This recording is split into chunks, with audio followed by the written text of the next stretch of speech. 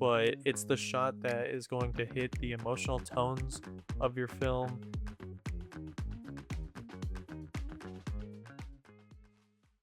What's going on, everyone? Welcome to episode 3 of Film Reel. We have made it to the solo episode. The first two episodes, I had some two great guests with some actual film experience, some set experience on them. With Brian in episode 1, we talked about the cinematography aspect of making your money shot. And with Kayleen in episode 2, we got to talk more about the audio side and the sound design and ADR and everything that goes with sound. It was great talking to both of them, but today I really wanted to sit you guys down and go over like the more logistical things when it comes to film creation. And where it all starts is your pre-production, and that's what we really want to get into today. So the whole meaning to pre-production is how best can you plan out your production? How well can you write down exactly what can go right, but also what can go wrong? Because if you can figure out what problems before you start filming, you're going to save so much time, so much money, so much effort, and your shoot's going to be more efficient. People who work with you and see that you're organized in this planning process are going to want to work with you again. They're going to want you at their sets because they know that you are a good planner. But how do we get there? It starts with the ideas first. So when you're writing your ideas, when you're putting them out, you need to be knowing what kind of problems you can run into that you can solve ahead of time. Every time you find out a problem that you're able to solve, that's one less thing you're going to have to worry about on the recording days. And that comes with scripts, that comes with scheduling, your budget, your storyboards, your shot lists, uh, all to going on locations and seeing what you're working with. I mean, knowing where you're going to film, being comfortable in the environment where you are going to film, it all has to do with how well you're going to be able to plan out all those other things I just listed. I mean, if you know where you're going to be at, you'll know how to create your storyboard for that certain location.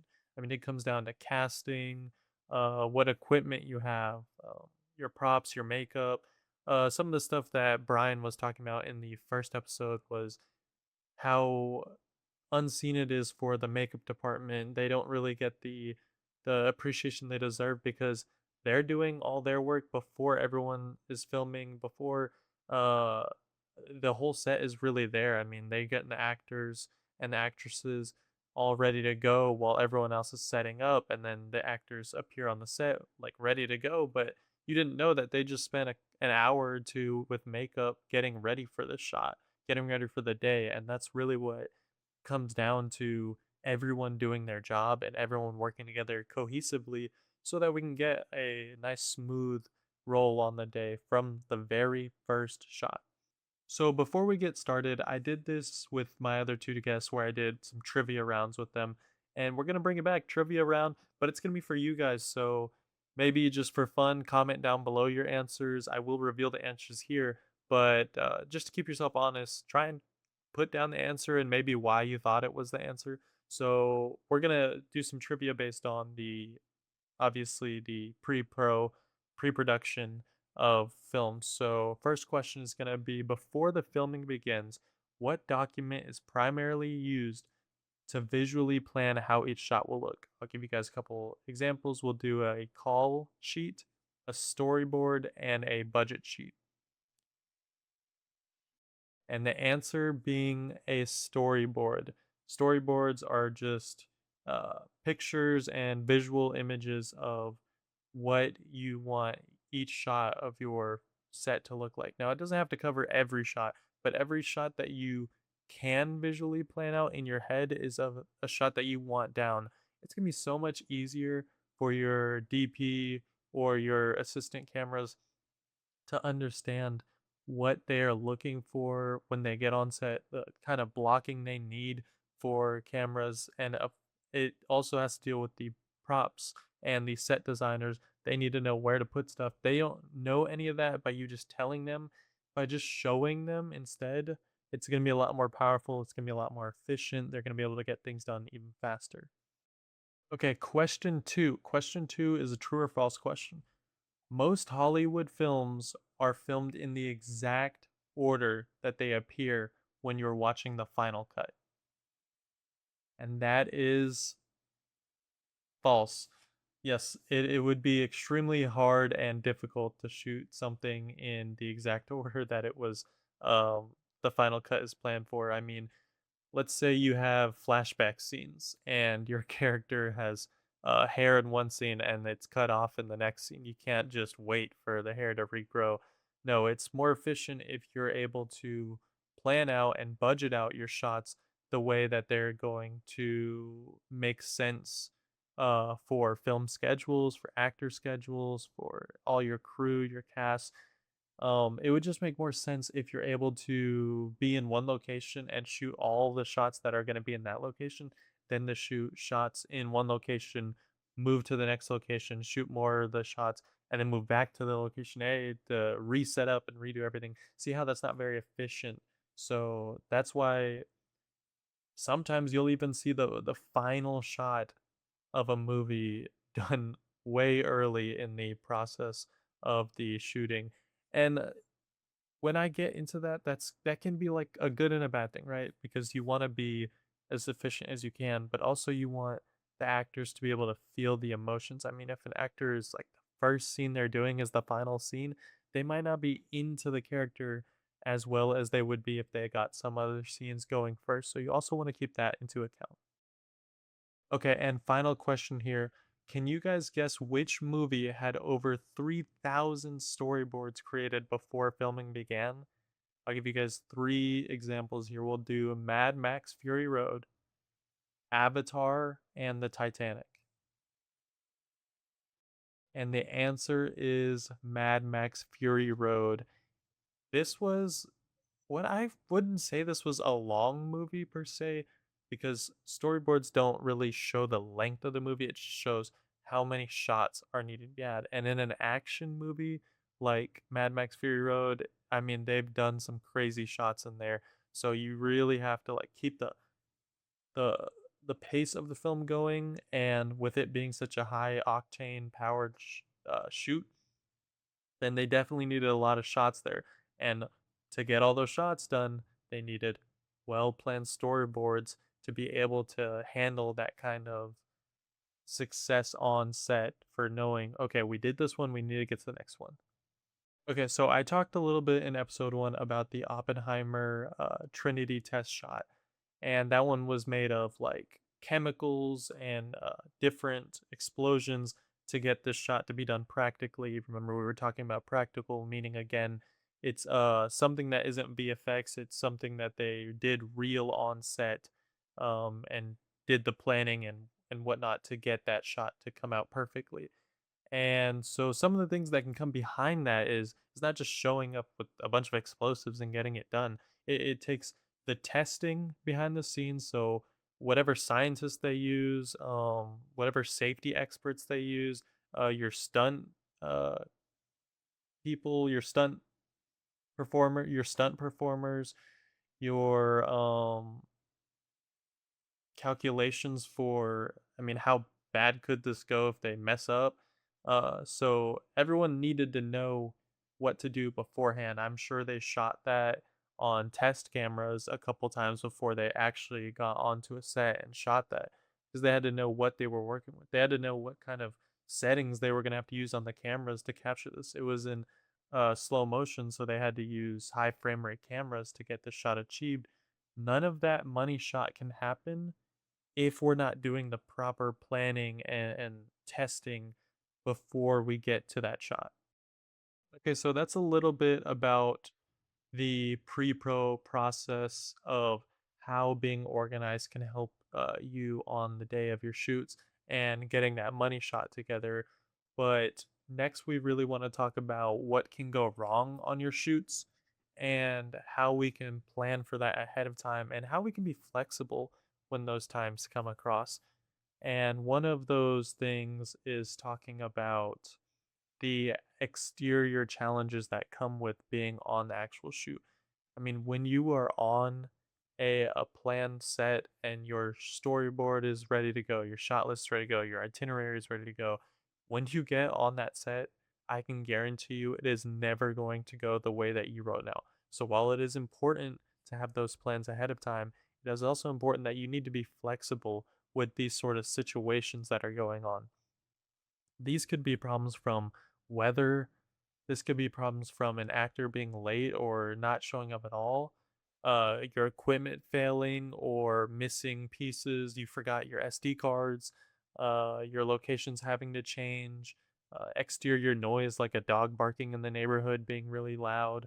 Um, your budgets. And then more importantly, running behind on time, because you can have that set list and your shot list, but when you're looking down and you see, oh my goodness, we are about 2 hours behind right now, and we only have this location for only so many more hours, that can really get to the point where you need to sit down with your AD, you need to sit down with your producer, your director, and everyone needs to sit down and realize, okay, what can we cut here and what can we move and be more flexible on. I'll give you some examples here. I was on a set, How, When, and Why. I was producing it. One of the days we were shooting in the woods in the Texas heat in the summer, mind you, and we started really early in the day for setup, maybe like 6 a.m., 5 a.m. Um, and it was nice and cool the whole morning. We are shooting up till around 11, and then it just started getting extremely hot. And we were in the woods, so we had some nice coverage going, but I mean, this Texas heat is unforgiving. So what did we have to do? We had to send everyone home because we were running out of water and there was no amount of water that we could have gone and got that was going to keep everyone hydrated and everyone safe. And that was just a executive decision that we had to make on the fly because keeping everyone there would have been really bad for morale. It would have been really bad for everyone's health. And a lot of people were doing us favors by being on the set. So understanding that if they were to not have a great time, that they may not want to come back the next day. And that really would have dampened everyone. And that did definitely hurt us because we had already done breakfast, we had already done lunch, um, and we were working on a budget, and we just had to cut the day in half and had to figure out how we're gonna recoup this day and finish the shots, or at least the main shots that we needed to, for the next day. And I'm sure everyone is happy that they got to go home early, but it definitely did hurt us. While also being understanding that we had to be flexible there. Another example on that same set, we were shooting in someone's house. They were letting us use their house, and it was taking pretty quick for us to get through so many shots. And I had realized, okay, if we add another 4 hours to the set day, we move around people's schedules so that those who needed to go home could, those who wanted to go home could, but those who wanted to stay and get the rest of this shoot knocked out, so that we didn't have to use this location 2 days in a row. That's what we had to do, and we were able to get that done really easily. I mean, we sat down for maybe like 20 minutes and we replanned out the rest of the day. And we were able to get some actors come in early. We were able to get people who wanted to stay behind, and that definitely helped us get through that day because we were able to secure this location for more time, but we also didn't have to come the next day. And I'm sure the homeowner was excited for that, not having to have a bunch of people in their house 2 days in a row. What did that hurt though? Our budget, because we had already done breakfast and lunch. We never planned for a dinner, but adding that many more hours, I mean, you can't just ask people to stick around and expect them to just have fun. No, we needed to make sure they were happy and make sure they were fed, make sure they had rest. So we had to add some times in there where there's no shooting was happening, everyone was taking breaks. And while that was difficult, that was definitely one of my favorite times where we had to deal with the problem on the fly and we had to figure out what we were going to do to be proactive enough. And without having all of our pre-pro stuff done, we wouldn't have been able to get that done because we would have had nothing to go off of. Like, okay, well, what other shots are here, what other, and we would have had to sit there for even longer to figure out what else we could have done that day to be more proactive on that day of the shoot. Budget is something that is important for every aspect of your film, but is extremely important for your money shot. I mean, it's called the budget, it's called the money shot. It's what's gonna get your film noticed. I wouldn't say every film needs a one crazy shot that brings it all together, but it's the shot that is going to hit the emotional tones of your film. It's the shot that everyone's going to remember and talk about for your film.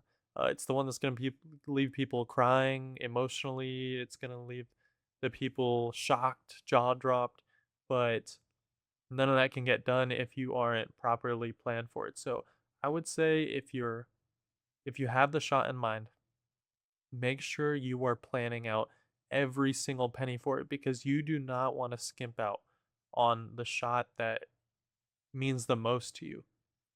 If you had to change your location or change your times for shoots or the equipment you're using or the props or set that you're using last minute, you want that to happen to the shots that are based around you. You don't want that to be the shot that you have planned on, you've worked on, you've storyboarded out. You want to make sure you give the most insurance to this shot possible. Going back to the Inception hallway shot, this was a shot that they had to build out an entire contraption that moves this hallway to rotate it. And that is arguably separate from the entire movie.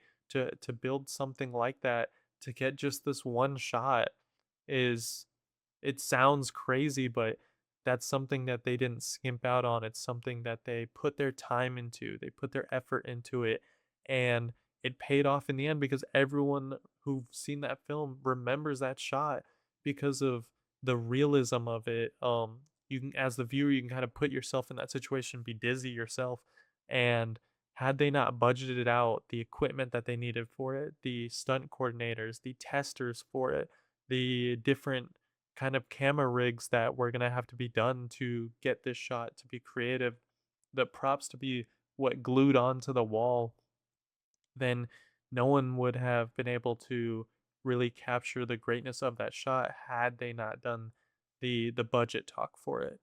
And I just want that to be one of the most remembered things is that your budget, while it should be flexible, you should be making it beforehand in a way that makes sense so that when you get to that time in your shoot that you are using it wisely and you see the payoff of it. I mean, you're seeing your money disappear in front of you, but you're also seeing what it's doing. You're seeing its effectiveness.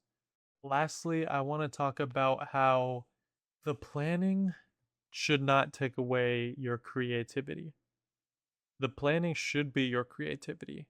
You should know how much time and effort it's going to take to get a shot done while also not taking away from the fact that you want it done no matter what.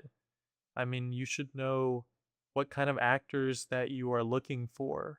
You should know what kind of sound you're trying to capture. You should know what kind of cinematographers and their styles are that you want for your shots for your film, and all of that comes down to that pre-planning process because if you go into your shoot knowing what you want, then you're going to get what you want on the set. Now, of course, the obstacles are going to come.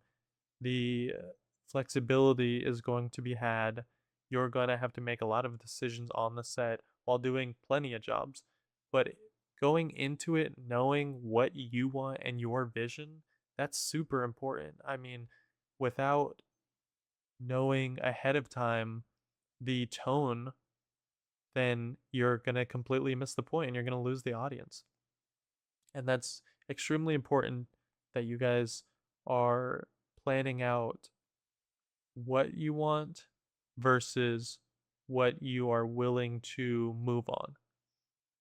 Because you shouldn't have to lose out on your vision because you were not prepared ahead of time. And this is something that in the first two episodes we our guests were talking about. I mean, they were on sets where they had to deal with these different issues. Brian talked about how storyboarding was an extremely important aspect in what he has to do as a cinematographer. I mean, being able to see the shots.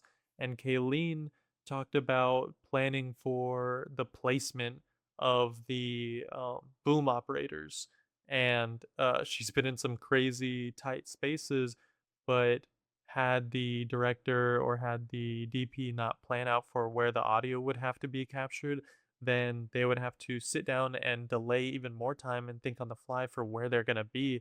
And that's just not an efficient way to make your shots. That's not an efficient way to get your money shot going. Think about any great shot in any film that really sticks with you. Every one of these pre-planning processes is what led up to this. And again, those don't really get recognized because you're not seeing the work happen because it's all happening behind the scenes, but it is extremely important part, and everyone is grateful on set at the end for everyone who did their part. Again, if one person isn't doing their part, it's just not going to happen, and it's going to show on the screen, it's going to show to the viewers. But thankfully, when everyone does do their part, that is when we get those emotional effective scenes that stick with everyone. So if there's one thing that I want to stick with you guys, it's that the money shot is not created by a single camera move or a single audio capture or one single explosion. It is something that dozens to tens to hundreds of people are coming together, all of their brain power to make this happen. They thought out the problems, they thought out the solutions, they thought of what could be moved or flexed upon, they thought of what the costs were going to be, and it all came together to create that perfect shot. And that's something that after you're done with it on set, everyone just erupts into laughter because everyone realizes how much effort they put in and how much effort everyone around them put in for this to happen.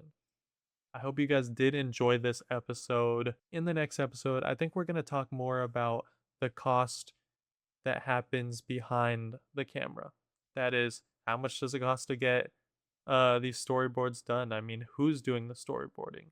Who is budgeting down the crafts and services? Who is budgeting down the visual effects, the practical effects?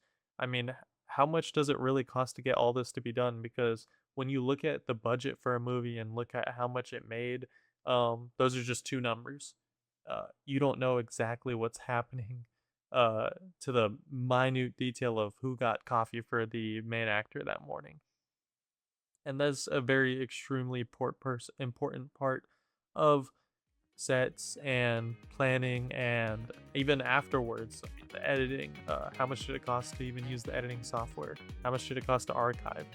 And budget is just something that unfortunately has to be dealt with.